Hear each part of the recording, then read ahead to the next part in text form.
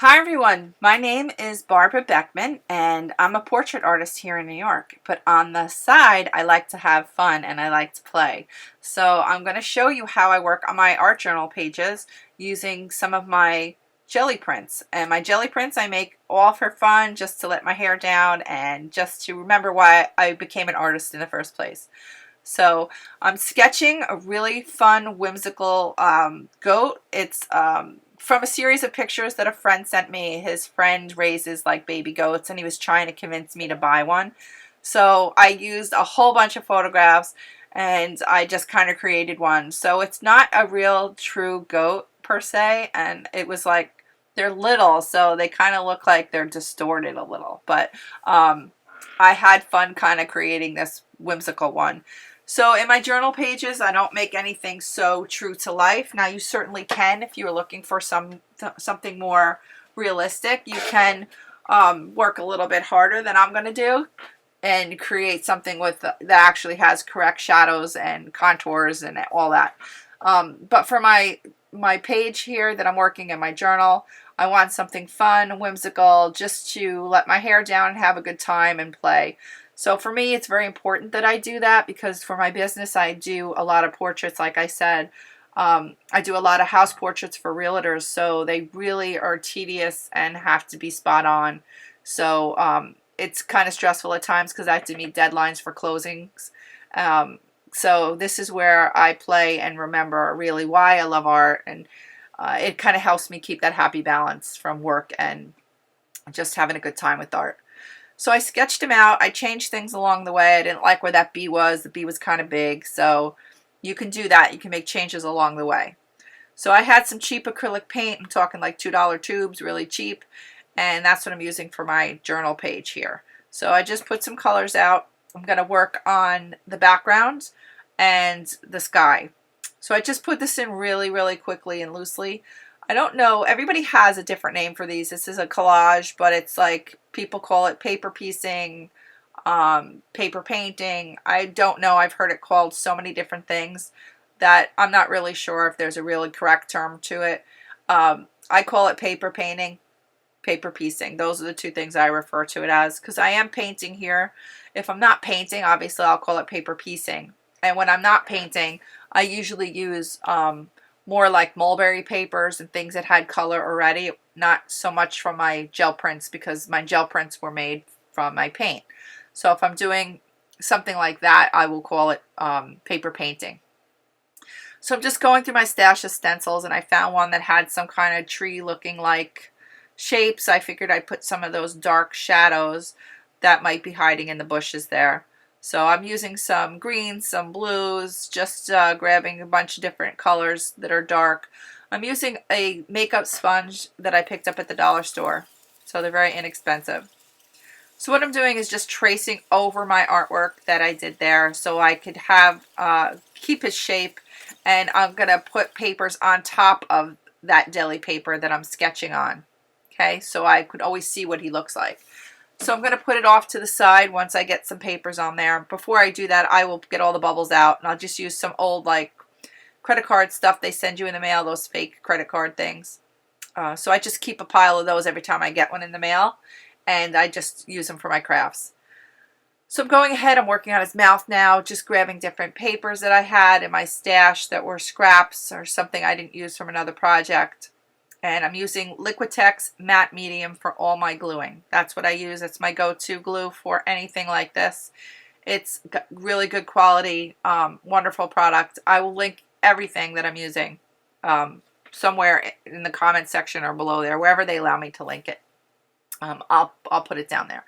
But if you have questions, please don't hesitate to ask me. Send me a message, email, comment here, whatever. Actually, I would love your comments just because I do these videos like kind of on the side for fun and just to share what I'm doing, because I always think that as artists we should share with each other. I get better by watching other people's videos and seeing things that I might have not done. And they do it a different way. Excuse me. I have like a frog in my throat today. So yeah, comment. Let me know what you're not liking, what you like, if you want me to talk, if you want me to put music on it, if you want me to slow it down. I won't know unless I hear feedback. So I'd appreciate that. And also give me the thumbs up or the thumbs down, because again, I won't know. That's how I know that it was either successful or it was a flop. So I'd really appreciate that. I'm bad too. I'll watch a video and I forget to comment. So, or I forget to give it a thumbs up or down. I don't like to give anybody a thumbs down. I think I've maybe given 3 my entire viewing years, over like whatever 10 years I've been watching YouTube videos on here, I guess. So yeah, but please give me a comment and give me a thumbs up or down to let me know what you think. So all I'm doing is tracing out my own drawing, putting papers down on the Gelli paper that I'm using, and cutting out shapes and gluing them down. So it's basically like piecing them all together, and they don't have to be carved in stone. If I want to change things along the way, like if I put this down and hated it, you can, it's too hard to remove it and peel it up, so just go right over it. This guy's supposed to be very whimsical and very fun, carefree, and happy. So what I do with these two is I make prints out of them and I sell them at my art fairs or my Etsy store. I do use them in my journaling, so I have a whole book of really, really cool paper piecing journals. Like I keep all of them in one spot. So I do have these 2 angels. Excuse me, boy, I must need to just have like something warm because my throat's like bothering me today. But anyway, I do have these angels that are really, really super popular. I did offer patterns for those in my Etsy store. But I'll link those too. They're just a good video to watch, just to give you an idea too of what else you can do with these. So if you can draw, or you can go ahead and draw your own patterns, or if you could trace things out of magazines, I mean, the ideas are endless. So this is just to kind of teach you how I piece my things together. But I do think we should share with each other as artists. It's the only way we can all grow. Just not me either. You know, I've done these for a million years, it seems like. I've been doing these since color forms when I was a little girl. I probably totally outdated myself just then. But they were my favorite things to play with when I was little. But we didn't have a lot of money, so I used to have to kind of create pieces to add to my pieces. And I think that's where my love for these came about. Of course, I would color them in with magic marker and then cut the pieces out. I didn't have anything fancy like a Gelli plate back then. I didn't even know what it was. So can you imagine when I discovered the Gelli plate and Gelli printing? I have some videos on how I do my prints. I'll be offering some of those more. I have them on filmed already. I just have to find time to put them up here on YouTube. So I have a lot of videos that are coming up soon. I took a year off because I have a new studio, and we had renovations in the house, so I didn't post for well over a year just because I couldn't, it was just too hard. With anybody who's gone through renovations, you'll know what I'm talking about. My life was crazy. And we're still going through the tail end of it. So I'm just doing his eyes now, quickly tracing what I drew first, and then I found some nice bright colors that I wanted his eyes to be, and I went ahead and just kind of plopped the paper over it, glued them down, and let them dry. So you can always add more papers to it if you wanted to have like more dimension, if you wanted to have some shadowing on the eye or some brightness in the eye. And at the end, I went ahead and I actually outlined them. I used some more acrylic paint, and I just did some outlining and some more detailing. And that's how he kind of came about. So just piece by piece, I went ahead and worked on his nostrils, his nose. I drew him with teeth, and then I decided at some point not to give him teeth. And now I'm looking back and I'm like, gee, he really looked like he could have used some nice fun teeth. So I may add that off camera and, you know, just have that for myself in my book. But for this version, he doesn't have any teeth. And he's probably, maybe he's a baby and he just didn't get his teeth yet. He's a lot of fun, though. I really loved working on him. I used a lot of different colors. Like I said before, not true to what a goat would look like. I wanted him to be very whimsical and fun. And that's the other thing, is use your artistic license. Don't be afraid to think out of the box. Just kind of be yourself and follow your intuition. And even if colors don't necessarily go together, I don't care. I mean, obviously, some people use the color wheel and they make sure they have a complementary color. And of course, I encourage you to learn the color wheel. If you don't know anything about the color wheel, there's a million videos on YouTube which explains color theory and color wheel and complementary colors.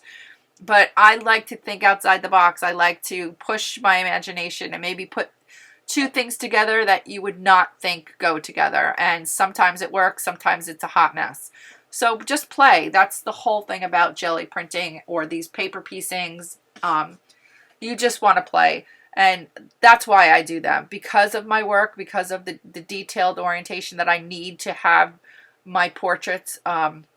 They can be very, very stressful, especially the house portraits I do, because they have time constraints. I need to have them done by specific times.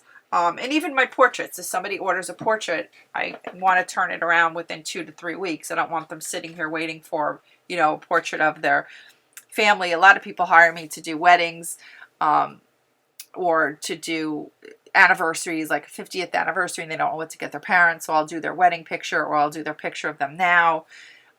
So I do have a lot of things that need to be done on a time frame.